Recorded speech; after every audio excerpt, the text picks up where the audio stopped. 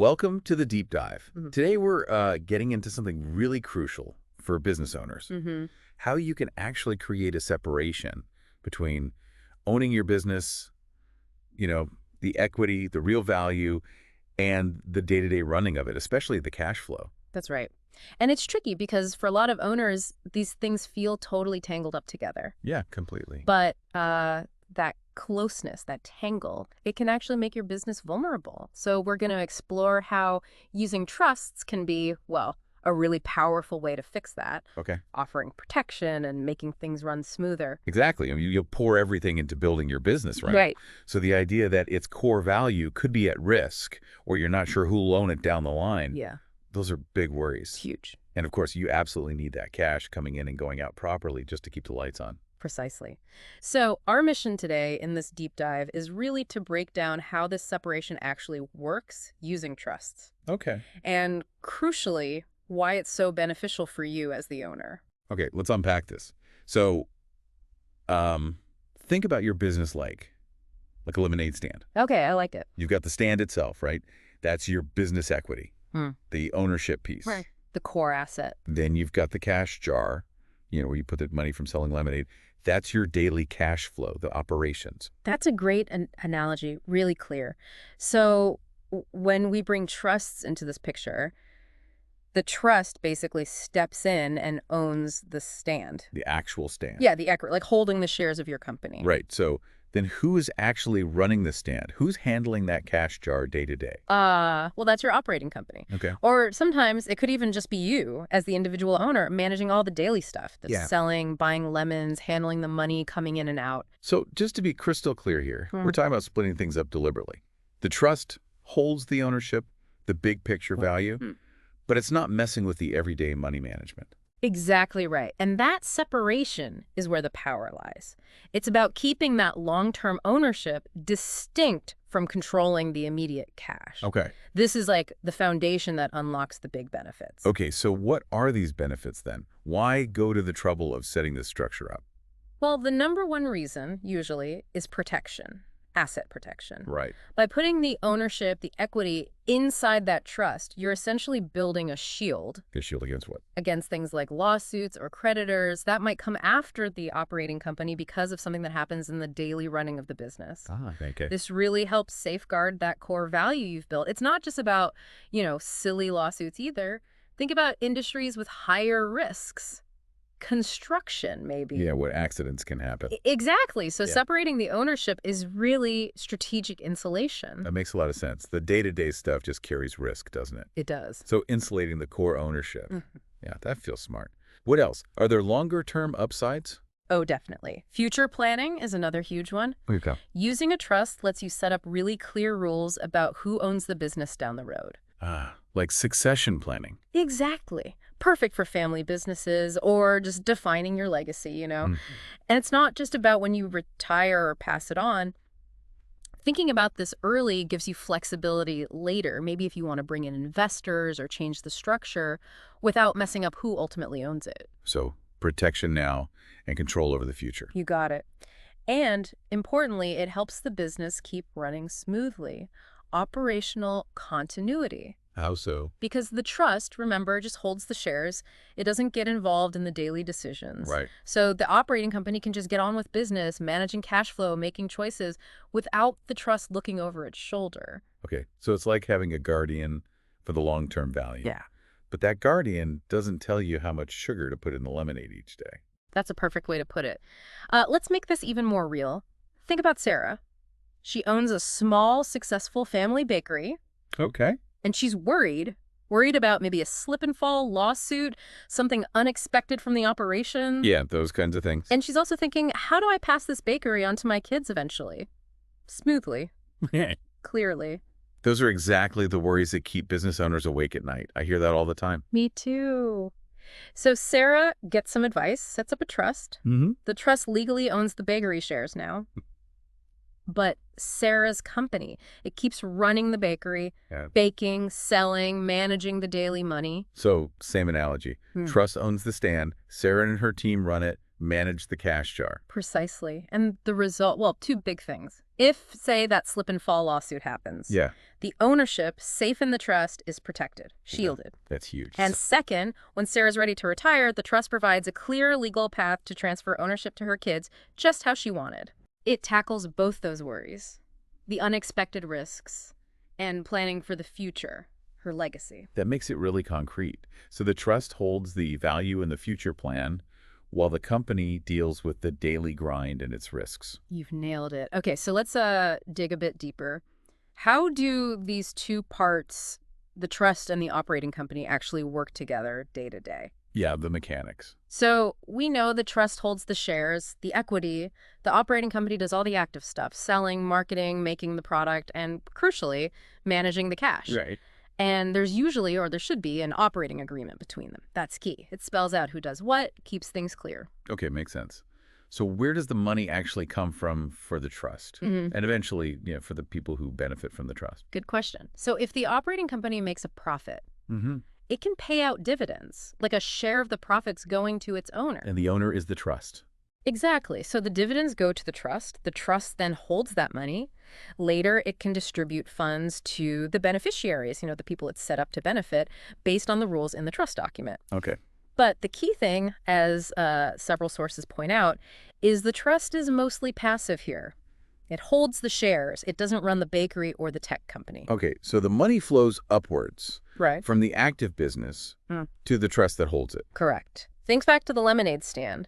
The profits in the cash jar, after you've paid for lemons and sugar, can get formally passed up as dividends to the owner of the stand, the trust. And that really reinforces that separation again, doesn't it? The trust isn't dipping into the daily cash jar to buy supplies. Precisely.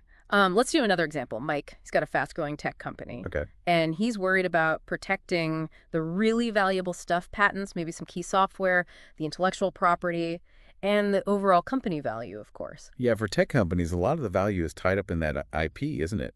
It absolutely is. So Mike makes a smart move.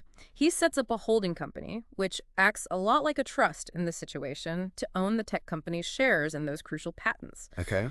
His original tech company just keeps on doing its thing, developing software, selling it, managing its own finances. So the holding company or the trust is like a secure vault for the crown jewels of the business. Exactly. A vault. So now, if Mike's operating tech company gets sued, maybe over a software license dispute or something, those key assets, the patents, the core IP, held safely in the holding company or trust, they're protected. Yeah, okay.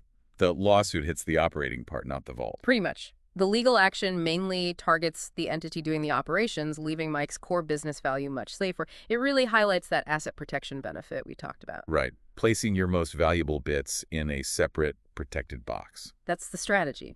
Now let's widen the lens again. Think about estate planning, keeping the business going long term. Trusts are incredibly powerful for this. You can spell out exactly who inherits the business in the trust document, under what conditions. That sounds essential for a smooth handover later. Avoiding family fights, maybe. Absolutely. Huge for avoiding disputes. But you also need to make sure the operating business itself has enough cash to keep running properly. Right. Can't neglect the engine room. Exactly. Paying bills, taxes, funding growth. So you often need other tools working alongside the trust. Like what specifically? What kind of tools? Well, things like buy-sell agreements are really important. Okay, what do they do? They basically pre-agree how ownership gets transferred later and often at what price. It sets the rules for who can buy shares, maybe family members first, and helps value the business fairly. Prevents arguments about the price tag later. Yes. And another big one is life insurance. On the owner. Often, yes, on a key owner. It can provide a quick cash injection if an owner retires or passes away. That cash helps the business manage the transition without stumbling financially. Okay, so the trust handles the who gets the shares. And these other tools help with the how do we pay for it and keep operating smoothly, part of the transition. You've got it. Think about Lisa. She owns a successful family restaurant. Okay. Her dream is for her kids to take over when she retires. So she sets up a trust to hold the restaurant shares that handles the who. Right. But she also works with her advisors. They put a solid buy-sell agreement in place between the kids, and they arrange a life insurance policy. That sounds like really solid joined-up planning. It is. So when Lisa does retire, the trust makes the ownership transfer clear and efficient, just like she wanted. Smooth. The buy-sell agreement gives the kids a framework for how they'll own it together. And life insurance payout gives the business the cash it needs right then, maybe to buy out part of Lisa's share or just cover transition costs so the restaurant doesn't miss a beat. Yeah, keeps the doors open Right. and the customers happy during the changeover. That really speaks to those succession planning worries someone listening might have. Exactly. It's a complete package. The trust for ownership, financial tools for the practicalities. Okay, now, what about the people who actually benefit from these trusts? The beneficiaries. How does the cash get to them? Right. So the business makes a profit, pays dividends up to the trust. Do you cover that? That money then sits in the trust. And eventually, based on the rules written in the trust document, the trustee can distribute that money out to the beneficiaries. Okay. But it's really important to grasp this. Just because the trust receives income doesn't mean it automatically flows out as cash to the beneficiaries right away. So the beneficiaries aren't getting the daily restaurant takings directly. It goes via the trust first. Correct. The trust is the intermediary. Right. And this is where people sometimes get confused. How so? Well, there can be a difference between the income a beneficiary sees on, say, a tax form from the trust Yeah. and the actual cash they get in their bank account. Okay. So the tax statement might say you got X amount of income, Right. but you didn't actually receive X amount of cash. Exactly, that can happen because the trust might be set up to reinvest some of that income back into the business. For growth.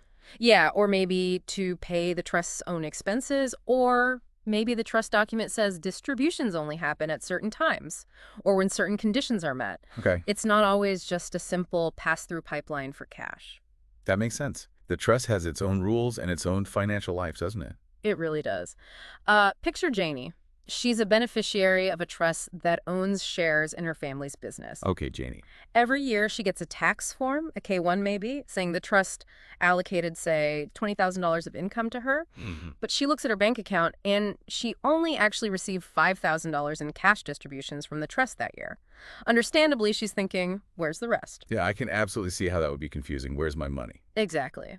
But the explanation is likely that the trust earned that $20K income from the business shares. Right. But the trustee, following the trust rules, maybe reinvested $10 back into the business, and perhaps the distribution schedule only called for $5K to be paid out to her that year, with more held for later. Okay. So the big takeaway here is how vital it is for beneficiaries to understand the trust's distribution rules. Communication is key. Absolutely. Ask the trustee, get clarification, understand the schedule. It avoids a lot of confusion and worry. So understanding the difference between paper income and actual cash received is crucial for beneficiaries. Crucial. Okay. So let's try and wrap this all up. We've seen how separating ownership, the equity from the day-to-day operations and cash flow using trusts offers really big pluses. Protection for the core assets is a major one. Definitely. And clear planning for the future, for succession. Right. While the operating company keeps doing its thing, managing the daily money. And profits can flow up to the trust Mhm. and then potentially out to beneficiaries. But It's crucial to understand how the trust manages and distributes those funds. It's not automatic. catch. And as we saw with Sarah, Mike, Lisa, even Janie, with good planning, trusts really can protect a business, ensure it continues, and make ownership transitions much, much smoother. So if you're listening to this and you're thinking, maybe this structure could work for my business, what's the absolute essential next step? Oh, without a doubt, get personalized professional advice. Can't just DIY this from a podcast. Absolutely not. Talk to a wealth advisor who knows trust. Talk to an experienced attorney. Your situation, your business, your goals, they're unique. Right. They can help figure out the right type of trust, get the documents spot on, make sure everything works together legally and financially. That is definitely sound advice. Mm. So as you think about your own business, just consider the power you gain from actually taking steps to protect what you've built and planning properly for its future. That feeling of being proactive, of being in control, that's incredibly valuable in itself. Well said. Thanks for taking this deep dive with us today.